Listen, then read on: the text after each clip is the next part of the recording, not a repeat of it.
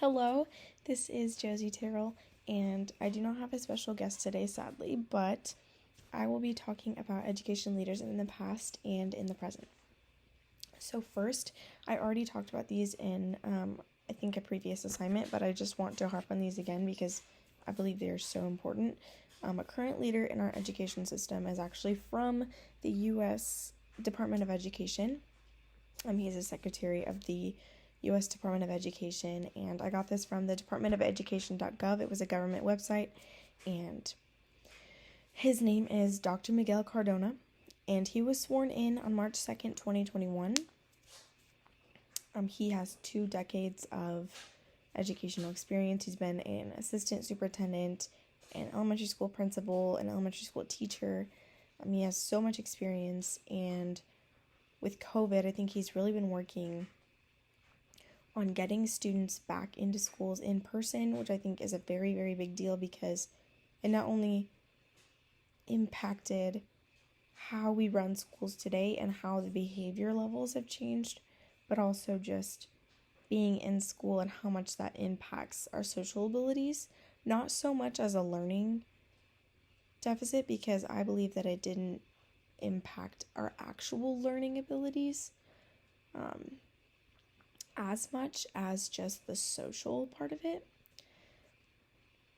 He's been working to increase higher education attainability, affordability, and student success. He wants to change how our student loan system in this country is implicated and brought out. He wants to serve all students for improving their opportunities for success. He believes that every single student should have the same opportunity to succeed. He has worked on educational funding for preschool through 12 schools and colleges. He is recovering from the pandemic in the education system and reimagining a more equitable and effective education system that works better for everyone, and I think that's really important to highlight, and he has stressed the importance on actually highlighting it and speeding up the process for this because our world is dividing and changing as we know it.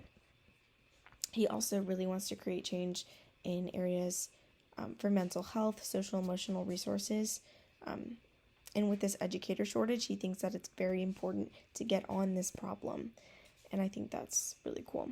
Secondly, I've had personal experience with this past education leader, and I also think she is a present education leader as well, Malala Yousafzai. She was born in Pakistan in 1997. She's been an education activist ever since she has had restrictions about her education and rights in her own living situation. She was wounded going to school on her school bus, and ever since then she's been advocating for the right for girls to be educated throughout the world, and especially in Pakistan. Her father was an educator, and she has followed his footsteps of just advocating for education for young females. She was the youngest person to be awarded the Nobel Peace Prize, which I think is amazing. She graduated from Oxford University in 2020 and has been fighting and advocating ever since. I went to see her speak in Omaha, Nebraska with my mother, and seeing that as a little girl was really inspiring, and reading her book as a kid, I distinctly remember it. I remember loving it, and I remember rereading it because I loved it so much. And so I think these two people, especially dealing with our government budget and the education, like actual people running it in the government, I think it's really important to focus on that, and then also more personal leader for me and my world. So thank you for listening to this podcast today.